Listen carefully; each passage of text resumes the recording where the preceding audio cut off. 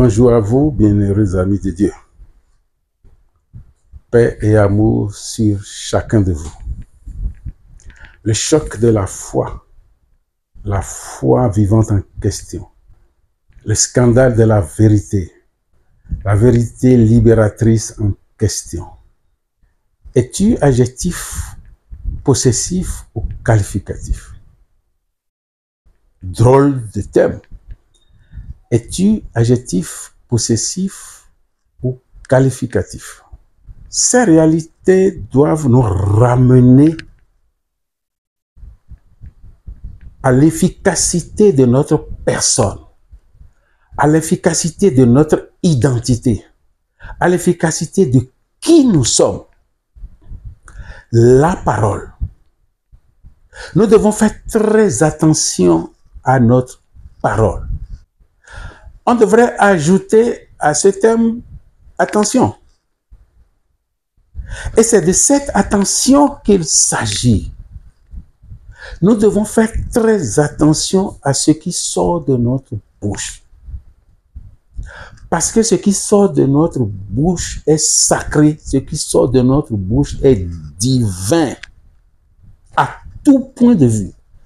Je vous dis, à tout point de vue, c'est le mystère qu'est l'homme. C'est le mystère, une partie du mystère qu'est l'homme, c'est ça. C'est le caractère sacré de sa parole, parce qu'il est parole. Nous ne pouvons donc pas nous amuser avec les mots, avec les adjectifs. Non. Parce que la parole nous fait et nous défait. La parole nous construit et nous déconstruit. La parole nous vivifie et nous tue. Tu es d'accord avec moi? Je le pense. Faisons très attention. L'homme, la parole est une prérogative divine. Donc tout ce qui sort de notre bouche est prérogative divine. Tout ce qui sort de nous vient de Dieu. Parce que la parole est prérogative divine. C'est pourquoi il n'y a que l'homme qui parle. Il n'y a que l'homme qui parle. Par son amour infini, parce que nous sommes à son image et à sa ressemblance, il nous a donné cette prérogative qui est la sienne. Nous devons prendre conscience. Sinon, nous parlons et ce que nous disons travaille à notre perte. Nous parlons et ce que nous disons travaille pour notre perte. Nous devons faire attention. C'est là la base. Parole, prérogative divine. Et si toi, tu as la parole, c'est parce que tu es à l'image et à la ressemblance de Dieu. Tu es à l'image et à la ressemblance de Dieu. À partir d'aujourd'hui, tout ce que tu dis doit avoir un sens. Tu dois réfléchir. Qu'est-ce qui va sortir de ma bouche, de ta bouche? C'est un décret divin. C'est un décret divin. Ce n'est pas à toi de faire de ça un décret divin. C'est instruit comme ça que tout ce qui sort de la bouche de quelqu'un, d'un homme, est décret divin. Le sais-tu? On continue. Alors, si tout ce que tu dis est décret divin, mais pourquoi tu te permets le vilain luxe de dire que et tu ajoutes maladie, par exemple. Tu ne peux pas te permettre ce luxe. Non, je me souviens, je ne sais pas s'il faut le dire, quelqu'un me rencontre et pour demander comment je vais, il me dit et votre hémorroïde. Moi-même, j'avais commencé par lui répondre. Idiot que j'étais. Je ne connaissais rien, je ne pouvais pas comprendre. Ça veut dire que j'ai accepté que c'était mon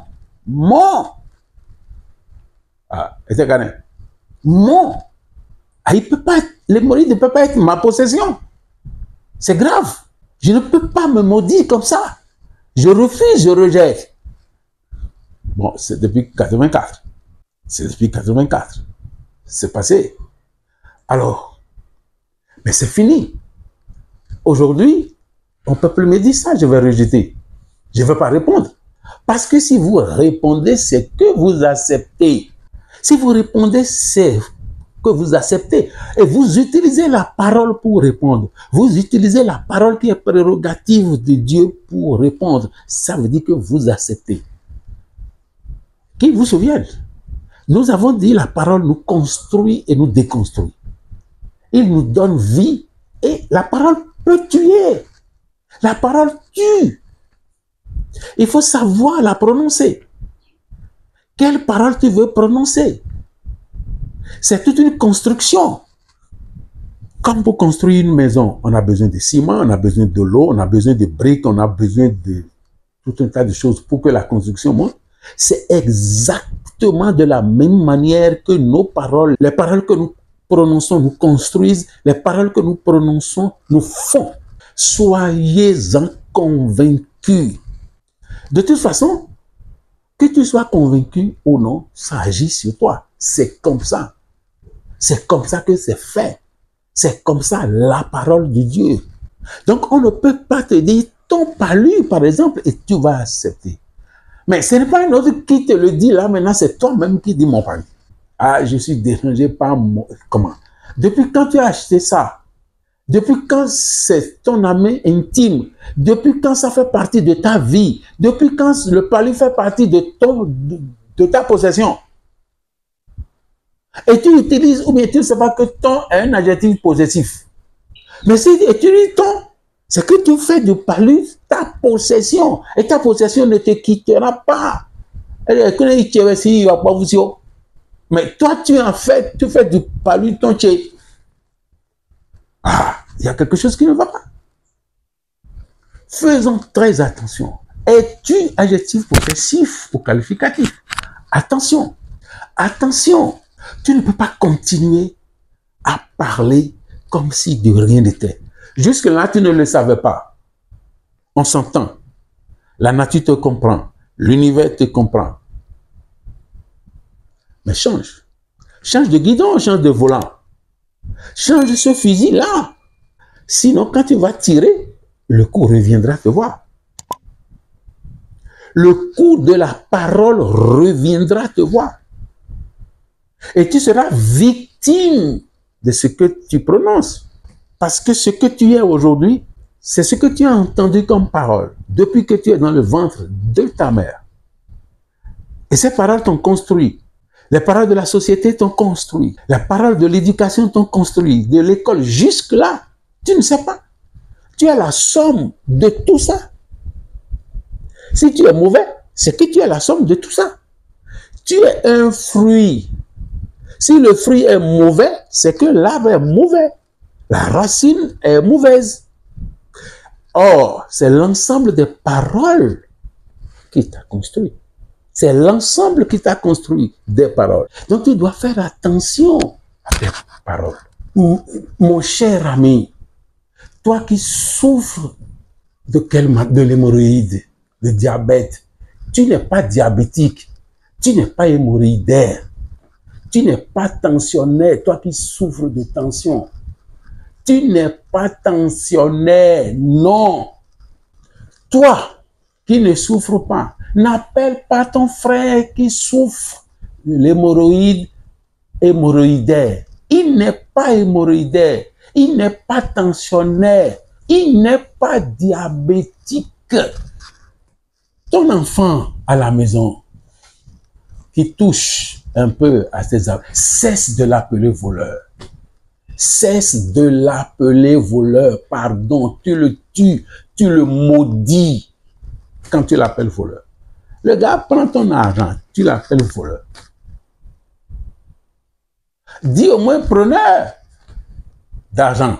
Il n'est pas voleur. Il a pris ton argent. Une fois. Et tu fais de lui un voleur. Tu fais de lui un brigand.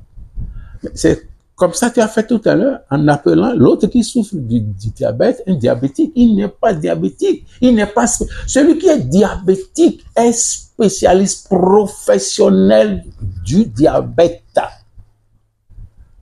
Il ne s'en sortira plus.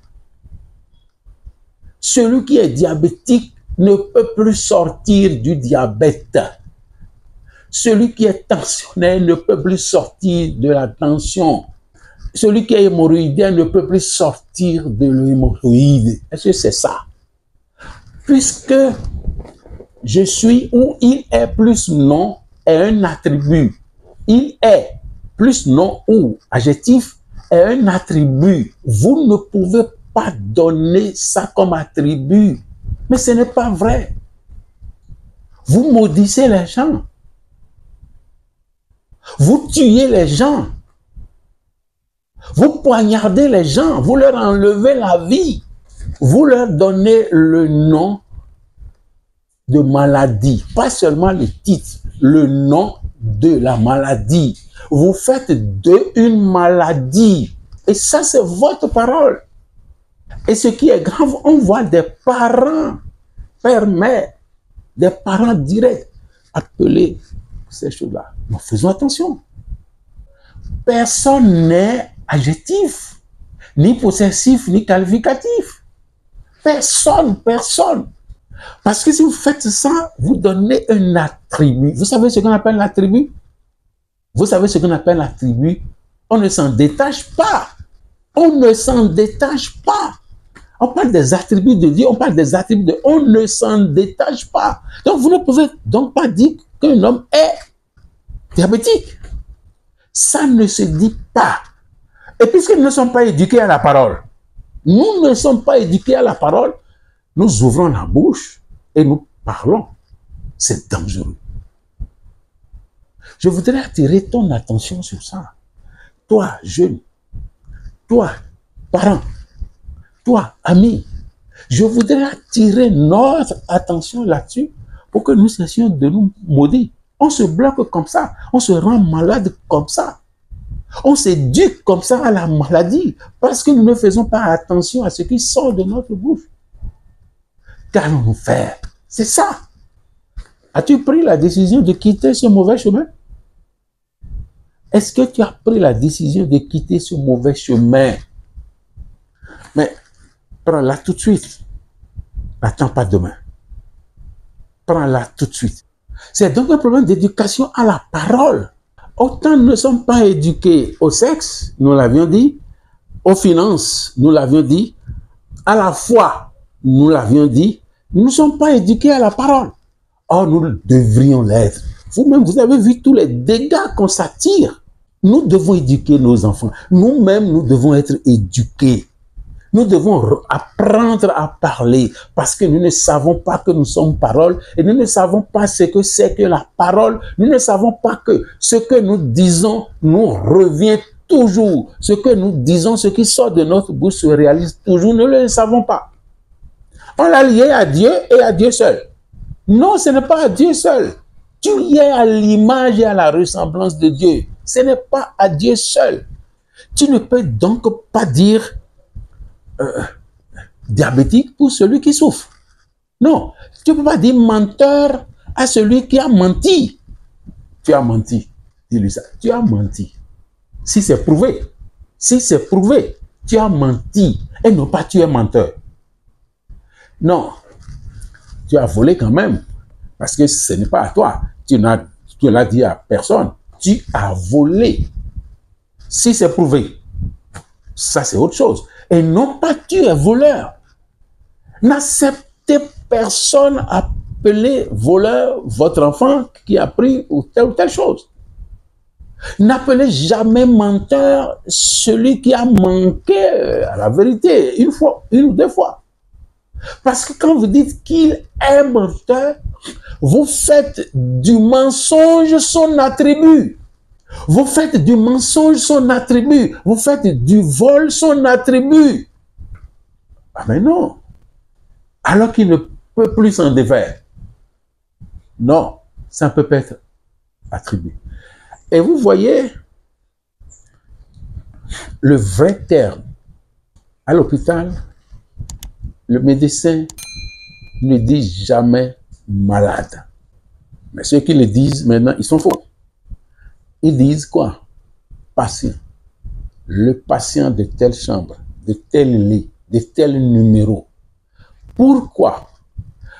Parce qu'il sait, la déontologie prouve que celui qui est patient, il attend la guérison, il attend la fin du mal dont il souffre, du mal qui le dérange. Il souffre de tel mal, mais il n'est pas professionnel de ce mal.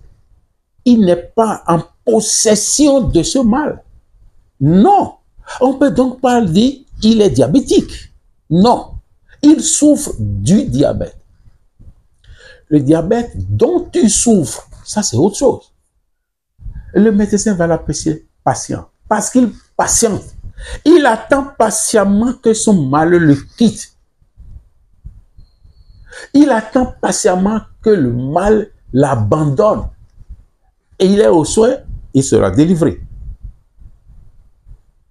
Nous l'avons suffisamment dit. Faisons attention à notre parole. Parce que personne n'est adjectif, ni possessif, ni qualificatif. Or, s'attribuer les choses de cette façon, c'est une manière de se maudire. C'est une manière de maudire ses enfants. C'est une manière de maudire la société. Cessons de maudire parce que la malédiction n'est pas notre affaire.